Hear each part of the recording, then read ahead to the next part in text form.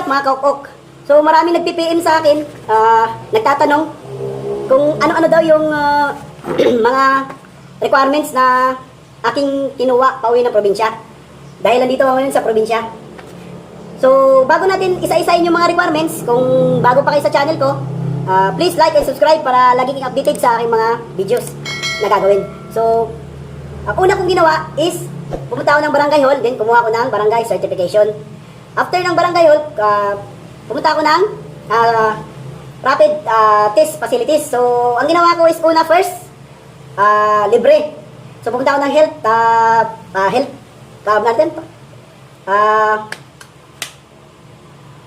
center. So, after ng health center, rapid test ako. So, ang validity lang pala ng rapid test natin is 48 hours. So, after 48 hours po, mga kaukok, so, ang valid na po yung rapid test nyo. So, ang ginawa ko is, tatlong beses ako nakapag-rapid test.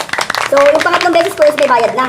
So, after ko magpa-rapid test, in-apply ko agad for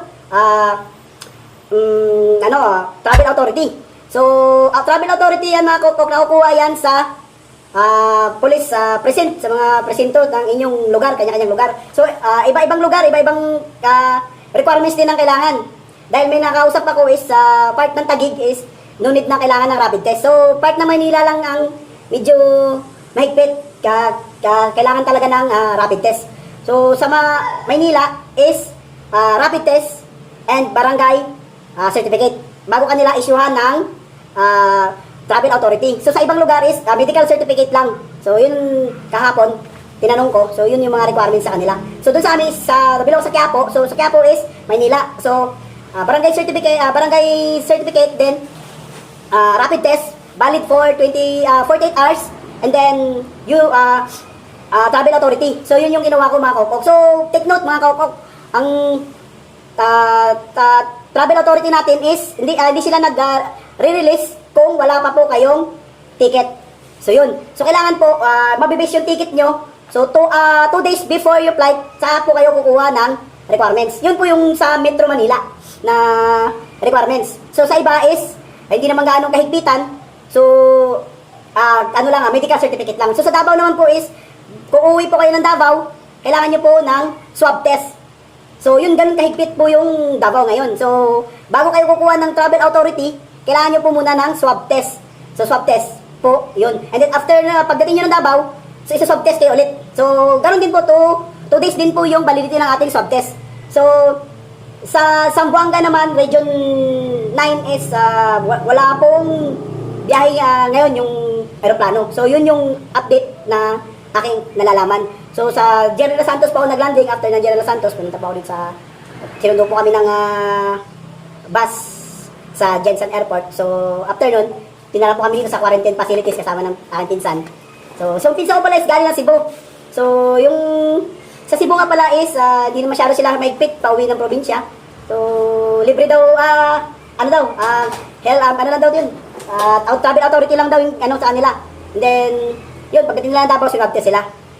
So, yun lang, kung uuwi kayo mga kaukok, galing kayo ng Maynila o Cebu, so, PPM na lang kayo kung tanong-tanong na lang kayo, mga anong bagong mga updates ngayon ng mga flights, kasi, masyadong nagkakahigpitan na ngayon sa within Metro Manila. Then, kailangan magiging, may updated tayo sa mga mga balita. So, yun lang mga kaukok. Salamat. So, thank you sa lahat. So, shout out pala sa mga naiwan kong tropa dyan sa Edith Marie sa Quiapo. Sila Boss Akal sa Third Mate, Dapar. Si Toto, lahat ng mga second floors. Taga second floor. So, shout out sa inyo lahat dyan. Sirs. So, maraming salamat sa panonood. Yun lang. Thank you. Pahabol mga kaukok.